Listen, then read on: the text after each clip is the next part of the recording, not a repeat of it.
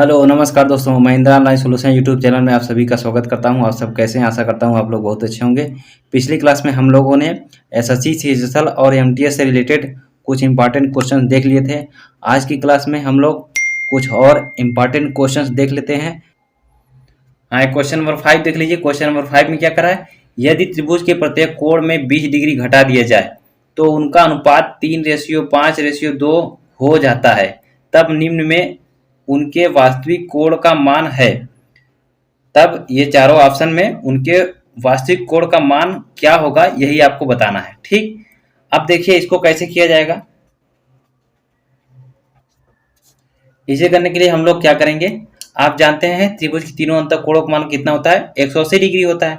तो 20 डिग्री प्रत्येक में से घटाना है। जब प्रत्येक कोण में से 20 डिग्री घटा रहे हैं तो यानी टोटल कोण कितने घटाएंगे, 20 यानी 60 डिग्री घटाएंगे। और किस में, 180 में से। 180 डिग्री में से आप 20 तिहाई 60, 180 degree minus 60 degree is equal to कितना हो गया आपका, 120 डिग्री हो गया। 120 डिग्री अब आपका बचा हुआ एंगल है जब आप 60 डिग्री निकाल देते हैं, क्योंकि यही वो कह रहा है 20 डिग्री घटा दिया जाता है। तो उनका अनुपात क्या हो जाता है, 3:5:2 हो जाता है। तो अब उनका एंगल क्या है वो निकाल लीजिए। जब आप देख रहे हैं रेशियो क्या दिया है, 3:5:2 दिया है, तो आप इन रेशियो को जोड़ लीजिए। 3 5 प्लस 2 इज इक्वल टू कितना हो जाएगा, 10 हो जाएगा। अब 10 यूनिट बराबर कितना है, 120 डिग्री है। तो 1 यूनिट बराबर कितना हो जाएगा, आप 10 12 धाम 120 होता है, 12 आ गया। ठीक, अब 1 यूनिट बराबर आपका क्या हो गया, 12 डिग्री आ गया। तो जब 1 यूनिट बराबर 12 डिग्री आ गया तो अब इस रेशियो का एंगल निकाल लीजिए प्रत्येक का। तो 3 गुणे 12 डिग्री रेशियो 5 गुणे 12 डिग्री, फिर उसके बाद रेशियो 2 गुणे 12 डिग्री, यही है। अब देखिए क्या, 12 36 डिग्री हो गया और ये क्या है, 12 पंचे 60 डिग्री हो गया और ये क्या है, 12 दूनी 24 डिग्री हो गया। ठीक, ये देख रहे हैं। अब आपसे पूछ रहा है क्या, उनके वास्तविक कोण का मान निकालिए। ये तो आपका अभी क्या है, घटा हुआ कोण है, 36 डिग्री 60 डिग्री 44 24 डिग्री। लेकिन ये पूछ रहा है उनके वास्तविक कोण का मान क्या होगा। और वास्तविक कोण का मान निकालने के लिए हमें फिर से 20 डिग्री उसमें ऐड करना पड़ेगा ना, क्योंकि घटाया गया था। अब इसमें आप 20 जोड़ देंगे, इसमें आप 20 जोड़ देंगे, इसमें आप 20 जोड़ देंगे। ठीक है, तो ये क्या हो जाएगा आपका 56 डिग्री हो जाएगा। और ये आपका क्या हो जाएगा, 80 डिग्री हो जाएगा। ये आपका क्या हो जाएगा, 44 डिग्री हो जाएगा। तो देखिए कहीं ऑप्शन में मैच कर रहा है क्या, 56 degree 80 degree 44 degree, 56 degree 80 degree 44 degree, ये आपका बी सही हो गया। आई थिंक ये आपको अच्छी तरीके से समझ में आ गया। ऐसे नेक्स्ट क्वेश्चन देख लीजिए। हाँ, क्वेश्चन नंबर 7 देख लीजिए। क्वेश्चन नंबर 7 में क्या करा है, 400 और 900 के बीच ऐसे कितने नंबर होंगे जो 2, 3 और 5 से विभाज्य होंगे, यही क्वेश्चन पूछ रहा है। ठीक, इस क्वेश्चन को लगाने के लिए आप क्या करेंगे, आप थोड़ा सा अपना दिमाग लगाइए। देखिए 400 और 900 के बीच ऐसे कितने नंबर्स होंगे जो 2, 3 और 5 से विभाज्य होंगे। तो आप इसे लगाने के लिए क्या करेंगे, आप पहले से ही टाइप क्वेश्चन लगाते चले आए होंगे, एलसीएम। तो 2, 3 और 5 का एलसीएम ले लेंगे, क्या आ जाएगा आपका, 2, 3 और 5 का एलसीएम ले लेंगे, क्या मिल जाएगा, 6 6 12 56 30। आपका ये एलसीएम क्या आ जाएगा, 30 आ जाएगा।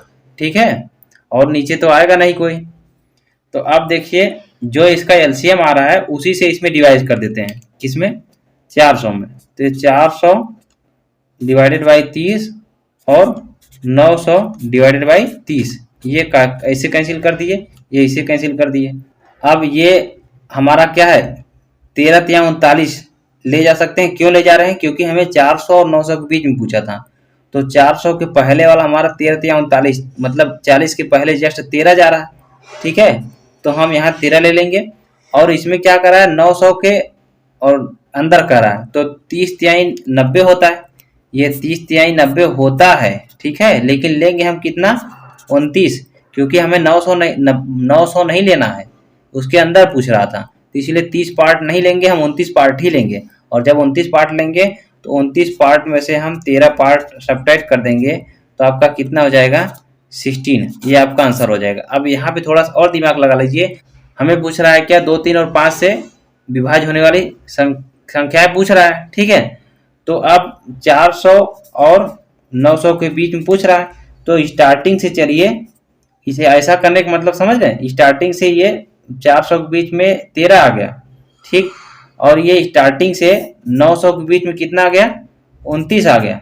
तो आप सोचिए हमें ये बीच वाला पार्ट चाहिए, तो स्टार्टिंग से यहाँ तक 13 और स्टार्टिंग से यहाँ तक 29, अब 29 में से 13 घटा देंगे तो यही बीच वाला पार्ट तो आएगा, और यही जो बीच वाला पार्ट आया वही हमारा 16 आंसर हो गया, ठीक, इसीलिए हमने ऐसा किया, ठीक। आई थिंक आपको अच्छी तरीके से समझ में आ गया कि कैसे 16 आया, और ऑप्शन नंबर डी आपका सही हो जाएगा। तो ऐसे ही नेक्स्ट क्वेश्चन देख लीजिए। हाँ, क्वेश्चन नंबर 8 देख लीजिए। क्वेश्चन नंबर 8 में क्या करा है, 13 सेमी और 12 सेमी भुजा वाले एक त्रिभुज का परिमाप 30 सेंटीमीटर है, तो उस त्रिभुज का क्षेत्रफल वर्ग सेंटीमीटर में क्या होगा, यही निकालना है, ठीक। इस टाइप के क्वेश्चन लगाने के लिए हम लोग कैसे लगाएंगे, देखिए इस टाइप क्वेश्चन लगाने के लिए आप क्या करेंगे कि पाइथागोरस प्रमेय ये बिल्कुल अप्लाई हो रहा है इसमें। कैसे, 13 और 12 सेंटीमीटर दिख रहा है, तो इसलिए यहाँ से मालूम हो जाता है कि पाइथागोरस प्रमेय ही लगेगा इसमें। तो पहले हम क्या करते थे, 30 सेंटीमीटर हमारा इसका परिमाप है, इसमें से हम 13 सेंटीमीटर और 12 सेंटीमीटर घटा लेते हैं, ठीक है। तो ये हमारा 30 सेंटीमीटर यहाँ से घट गया, तो हमारा 25 हो गया, बराबर कितना हो गया, 5 आ गया। तो अब ये 5 आ गया, एक भुजा और एक 13 है, एक 12 है। अब ये पाइथागोरस प्रमेय बना, तभी तो हम त्रिभुज का क्षेत्रफल निकालेंगे आसानी से। तो ये 13 हमारा क्या हो जाएगा, कर्ण हो जाएगा, और 12 हमारा लंब मान लेते हैं, 5 हमारा आधार मान लेते हैं। तो आप त्रिभुज का क्षेत्रफल क्या जानते हैं, 1/2 इंटू लंब गुणे आधार, यही जानते हैं। तो 1/2 इंटू 12 गुणे 5 हो जाएगा। तो ये हमारा 2 से काट 2 6 12, तो 6 गुणे 5 इज इक्वल टू क्या, 6 5 30। तो 6 5 30 वर्ग सेंटीमीटर आपका एरिया आ गया। देखिए ऑप्शन में कौन मैच कर रहा है, ऑप्शन नंबर बी आपका सही हो गया, ठीक। आई थिंक ये आपको समझ में आ गया। ऐसे ही नेक्स्ट क्वेश्चन देख लीजिए। हाँ, क्वेश्चन नंबर 9 देख लीजिए। क्वेश्चन नंबर 9 में क्या करा, दी गई आकृति में ओ केंद्र है और बी ए सी बराबर 70 डिग्री है, तो कोण बी ई सी एंड कोण बी ओ सी का मान क्रमशः है, यही पूछ रहा है, ठीक। अब देख लीजिए फिगर में, ये क्वेश्चन आपको पूछ रहा है, ये पूछ रहा है, और ये एंगल दिया गया है, ठीक है।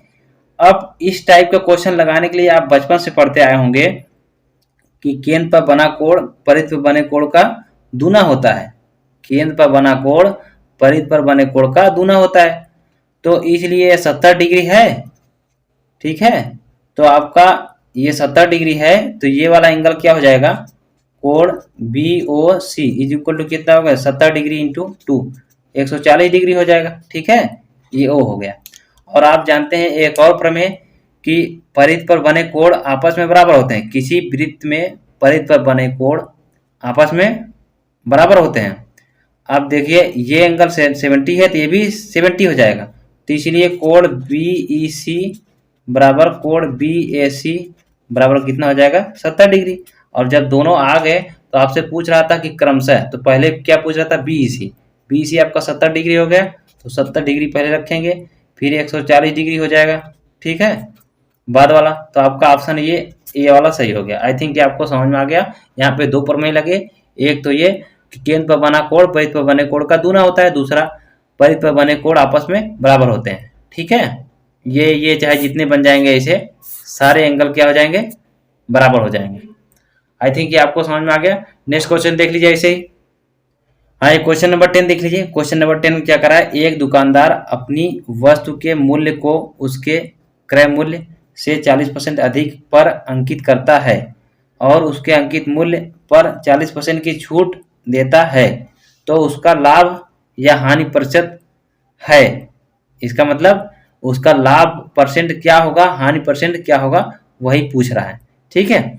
तो इस क्वेश्चन को करने के लिए आप इसे दो तरीके से कर सकते हैं। कैसे कर सकते हैं, देखिए आप समझ गए होंगे आसानी से कैसे दो तरीके से लगा सकते हैं। जब 40% दोनों आ रहा है, तो यहाँ पे एक शॉर्ट फार्मूला ये होगा, आप पहले जानते होंगे। एक बार क्या है, अंकित मूल्य इतना करता है, उसके अंकित मूल्य पर 40% छूट देता है, यानी पहले वाले को 40% अंकित करता है, ठीक है, क्रय मूल्य से 40% अधिक अंकित करता है, यानी यहाँ पे प्लस 40% कर दिए। और एक क्या है, माइनस कर रहा है, छूट दे रहा है, तो माइनस 40% कर दिए।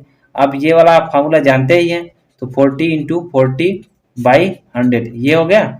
तो ये तो आपस में कैंसिल हो गए, और ये हमारा 40 इंटू 40/100 ये 0 इसको कैंसिल, ये इससे कैंसिल, तो क्या है आपका -16, और ये -16% हो जाएगा। और जब माइनस दिया है तो इसका मतलब क्या है, हानि हो रहा है, और जब हानि हो रहा है तो हमारा ऑप्शन नंबर कौन सा सही हो जाएगा, ऑप्शन नंबर डी आपका सही हो जाएगा। ठीक, इस तरीके से आप ये शॉर्ट फार्मूला लगा करके आप आसानी से आंसर निकाल करके आगे बढ़ जाएंगे और अपना टाइम बचा लेंगे। ठीक, अब इसका दूसरा तरीका क्या था, थोड़ा सा लॉन्ग में चलते कि उसके क्रय मूल्य से 40% अधिक अंकित करता है। तो 40% अधिक अंकित करने का मतलब क्या है, आप जानते हैं कोई वस्तु अपने आप में क्या होता है, 100% होता है, तो 40% अधिक अंकित करा है तो इसका मतलब क्या हुआ, 140% हो गया। ठीक, तो जब 140 हो गया तो आप जो डिस्काउंट दे रहा है वो 40% की, वो 140 पर दे रहा है, तो 140 का 40% निकालेंगे, 40% ना निकालिए आप, डायरेक्ट 60% निकाल लीजिए। चलिए जब लिख दिए तो कर ही देते हैं। तो ये यहाँ काट दिए, ये यहाँ काट दिए, तो 14 चौका 56 हो गया। ठीक, 56 हो गया। अब ये आपका 56 आया जो डिस्काउंट दिया जा रहा है। अब ये डिस्काउंट इसमें से घटा देंगे, 140 में से आप 56 घटा दीजिए। ठीक, तो आपका क्या आ जाएगा, ये 84। ठीक है, और एक्चुअल में आपसे पूछ क्या रहा था कि यहाँ पे लाभ या हानि परसेंट पूछ रहा था, तो यहाँ पे हमें आने की जरूरत ही नहीं थी। आपका 140 हो रहा है और 56 हो रहा है, तो आप ऐसा क्या करें कि 100 बन जाए। आप ऐसा क्या करें कि ये 140 100 बन जाए, तो आप इस 40 में 140 है, इस 56 को क्या लिख सकते हैं 40, फिर यहाँ पे 16, ये 40 इस 40 को कैंसिल कर दिया, यानी 100 बचा। तो 100 अपने आप में तो वो क्रय मूल्य था, तो ये क्या था -16, तो यही हमारा -16 क्या हो गया, आपका हानि हो गया। इस तरह समझ लीजिए, या जो मैं अभी बता रहा था कि 140 में से आप 56 घटाएंगे तो आपका 84 आ जाएगा, और जब 84 रुपए में आप बेच रहे हैं तो इसका मतलब क्या है, क्रय मूल्य 100 था, अब बेच रहे हैं क्या 84 रुपए में, यानी कितने घाटा हो रहा है, 16% का ही घाटा हो रहा है, 16 रुपए घाटा हो रहा है, यानी 16% का घाटा हो रहा है। आई थिंक ये आपको समझ में आ गया। ठीक, जो मैं लैंग्वेज बताया। ऐसे नेक्स्ट क्वेश्चन देख लीजिए। हाँ, ये क्वेश्चन देख लीजिए, क्वेश्चन नंबर 11 में क्या करा है, एक दुकानदार एक सोफे को 76,000 रुपए में बेचता है, तो उसे 5% की हानि होती है। यदि दुकानदार 12.5% लाभ प्राप्त करना चाहता है तो उसे सोफे को किस कीमत पर बेचनी चाहिए। ठीक, यही आपसे क्वेश्चन में पूछ रहा है। तो अब इसे लगाने के लिए आप थोड़ा दिमाग लगाएंगे, बहुत आसानी से लग जाएगा, और इस टाइप के क्वेश्चन आपको बता चुके हैं। ठीक, अब देखिए कह रहा है कि 76,000 रुपये में बेचता है तो उसे कितने का घाटा होता है, 5%। तो यहाँ पे -5% लिखते हैं। आप 5% को क्या लिख सकते हैं, 1/20, और यहाँ माइनस लगा रहे हैं, तो जब माइनस लगा रहे हैं तो आपको हमने बताया है कि ये घट जाएगा, 20 में से 1 गया, 19 आ जाएगा, 19/20 हो जाएगा। ठीक, अब क्या है, 5% हानि होती है, यानी हानि वाला जो पहलू है वो 19 है, तो ये 19 किसके बराबर हो गया, 76,000 के बराबर हो गया। ठीक है, 19 तो 57, 19 चौक 76, तो आपका क्या हो गया, 4,000 आ गया। तो जब ये 4,000 हो गया तो यानी क्रय मूल्य आपका क्या हो जाएगा, 20 चौक 80,000, 80,000 आ गया। ठीक, आप पूछ रहा था क्या, 12.5% लाभ इसको प्राप्त करना है।